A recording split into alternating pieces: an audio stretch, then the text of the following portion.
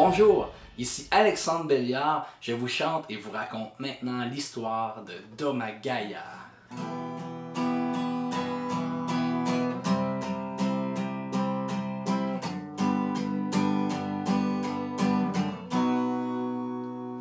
Domagaya est le fils Huron-Wendat de Donnacona. Ce clan-là était installé à Stadacona. Et là, on est à l'époque, on est en 1534. C'est donc l'histoire d'une grande rencontre entre le vieux continent, le nouveau monde, c'est le choc des cultures. Donnacona et son clan, ils sont à peu près 200, s'apprêtent à partir en voyage de pêche en Gaspésie. Comme quoi, on n'a rien inventé. Alors, lui et sa bande partent, une quarantaine de canots, et puis ils se rendent pour aller pêcher le maquereau dans la baie de Gaspé.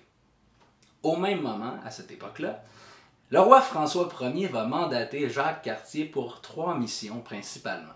Il l'envoie en Nouvelle-France pour trouver un chemin vers l'Asie, ensuite pour trouver de l'or, et puis finalement pour prendre possession du territoire en son nom et éventuellement fonder une colonie. Ça sera un échec dans les 3 cas. Cartier ne trouvera ni passage ni or et il ne fondera pas non plus de colonie. Donnacona est donc à la pêche, ils sont sur la berge tranquillement, ils sont contents, la pêche est bonne, et puis soudainement ils aperçoivent au large un navire. Ils ont entendu parler de ça, des navires, ils savent que les Blancs existent, mais ça donne qu'ils n'en avaient jamais rencontré eux-mêmes. Ils ont entendu parler des objets de métaux que ces gens-là possèdent, ils ont entendu parler des échanges, alors ils sont intéressés, ils sont curieux, en même temps ils sont méfiants. Tout comme Cartier d'ailleurs, Cartier qui a limite peur, il n'est pas très confiant vis-à-vis des Autochtones, il est très méfiant. Alors ça se passe avec beaucoup de tension cette première rencontre-là.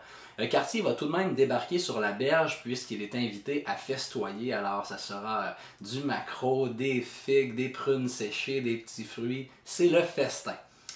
Après le festin, Cartier a la mauvaise idée d'hériter Donnacona en plantant une croix de 30 pieds de haut. Donc, sur laquelle il va accrocher une espèce de pancarte sur laquelle il écrit « Vive le roi ». Alors, ça fait pas l'affaire de Donnacona, il est pas content, il comprend pas pourquoi il fait ça. Il dit « Écoute, t'es bienvenu ici, mais commence pas à couper des arbres et à planter des croix partout, tu sais. » Alors, Cartier s'en retourne sur son bateau, Donnacona est encore fâché de ça. Il va s'approcher du bateau dans son canot, pour continuer sa harangue, si on veut. Il est avec ses 2 fils, et c'est là que Cartier va ordonner à ses hommes de s'emparer d'eux. Donc ils vont approcher la barque, ils vont se saisir des hommes, et ils vont en quelque sorte les maintenir captifs. Donc Donnacona il est pris au dépourvu, ses fils aussi. Et puis là, ben, ils vont manger, boire un peu, ils essaient de calmer le jeu. Cartier en fait explique à Donnacona qu'il va partir avec Domagaya et Tagnoagny et qu'il va les amener en France rencontrer leur roi. Donc Donnacona, inquiet, dépité, retourne sur la berge raconter ça à son clan. Cartier lève les voiles, il s'en va en France. Et c'est vraiment là que je me suis dit, il faut que j'écrive une chanson sur Domagaya. J'ai trouvé ça bouleversant comme histoire. Imaginez un jeune homme qui est arraché comme ça à son clan, à sa culture. Il est sur un navire en plein océan Atlantique en plus, ça brasse. Il est avec des hommes qu'il ne connaît pas, il ne comprend pas la langue, il s'en va, il ne sait pas où. Donc ça devait être terrible, l'inquiétude, l'angoisse, en plus de la difficulté de la traversée. J'ai trouvé ça très terrible comme histoire. Et il va finalement arriver à Saint-Malo au bout de quelques semaines. Saint-Malo, imaginez le choc. Ville fortifiée, des remparts de pierre, des maisons de pierre, des routes de pierre, le claquement des sabots des chevaux dans la rue. Donc, il entend de la musique, il voit des couleurs, des tissus, il entend des sons, il goûte à des choses. Donc, les saveurs, tous ses sens sont ultra stimulés. Donc, il voit des tavernes, des pâtisseries, il voit des mendiants côtoyer des nobles. Ça, il ne comprend pas ça. Comment tu peux être riche et avoir la panse bien garnie alors que l'autre à côté est en train de mourir de faim à côté de toi? C'est vraiment quelque chose qui le dépasse. Et puis là, il va être amené jusqu'au château. Il va aller rencontrer François Ier, donc à la cour du roi. Et là, ils vont faire fureur, tout le monde veut leur parler. Donc ça va être vraiment épuisant cette époque-là pour lui. Tous ses sens sont surstimulés.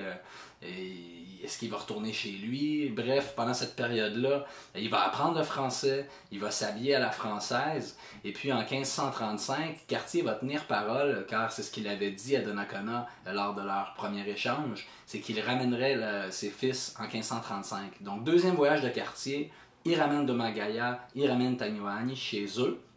Il va aller les reconduire jusqu'à Stadacone, selon les indications de Domagaya, qui va le guider parce que le fleuve, vous le savez, n'est pas facile à naviguer. Alors c'est la première fois que Cartier va s'avancer comme ça dans le fleuve Saint-Laurent, et c'est à cette occasion-là d'ailleurs qu'il va baptiser le fleuve, assez malheureusement je dirais, car Saint-Laurent, un martyr qui va prendre toute la place, alors que le nom autochtone, si on le traduit en français, c'était le chemin qui marche. C'est tellement beau. Alors, on est passé à côté d'une belle poésie, je trouve, le chemin qui marche versus fleuve Saint-Laurent, mais bon. Alors, Cartier va se présenter à Stadacone, il ramène les gars là, eux autres, ils vont expliquer ce qu'ils ont vu, ce qu'ils ont découvert. Il y a de la tension entre Cartier, la confiance n'est pas là entre les Hurons et lui, évidemment. Et puis le deuxième voyage, Cartier veut s'aventurer jusqu'à Hochelaga, ça fait pas l'affaire des Hurons, ça fait de la chicane, ça ajoute à la tension.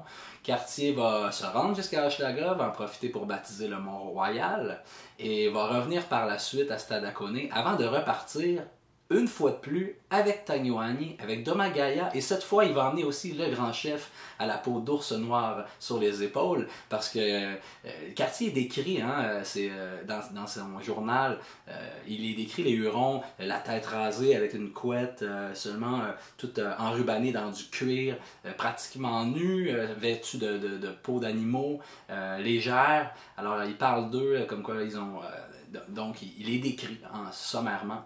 Et puis donc il va partir avec Donnacona et 6 autres Hurons. Alors là, ils partent en France et cette fois-là, ça va beaucoup moins bien se passer pour les Hurons.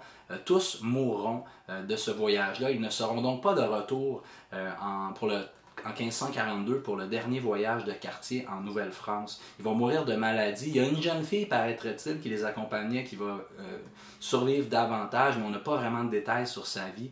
Mais Tanyuani, Domagaya et Donnacona ne survivront pas à cette aventure-là.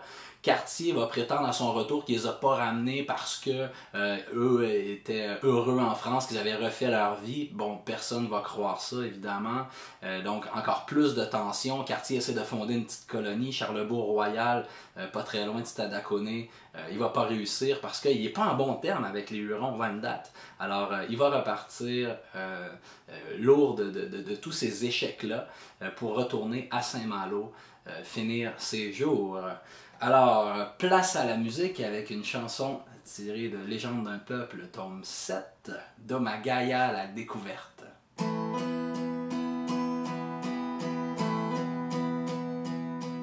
Domagaya, était-ce ta volonté, ou bien celle de Cartier, cette grande traversée? Domagaya, tu ne vois plus la terre, et tu songes à ton père, Onan Stadacone. Domagaya, le monde semble si grand, au cœur de l'océan, vers ce vieux continent. Ces palais, ces villes de pierre, ces richesses, cette misère, tu te sens loin, loin de chez toi. Domagaya, je ne peux qu'imaginer l'angoisse qui t'a frappé en ce monde étranger. Domagaya, rêves-tu du Saint-Laurent, de forêt et de vent, de chasse et de rivière? Ces palais, ces villes de pierre, ces richesses, cette misère, tu te sens loin, loin de chez toi. Domagaya, Versailles n'est pas pour toi, ni ces hommes ni leur foi, ils se gardent de toi. Ces palais, ces villes de pierre, ces richesses, cette misère, tu te sens loin. Ces palais, ces villes de pierre, ces richesses, cette misère, tu te sens loin, loin de chez toi. De Magaia, de Magaia.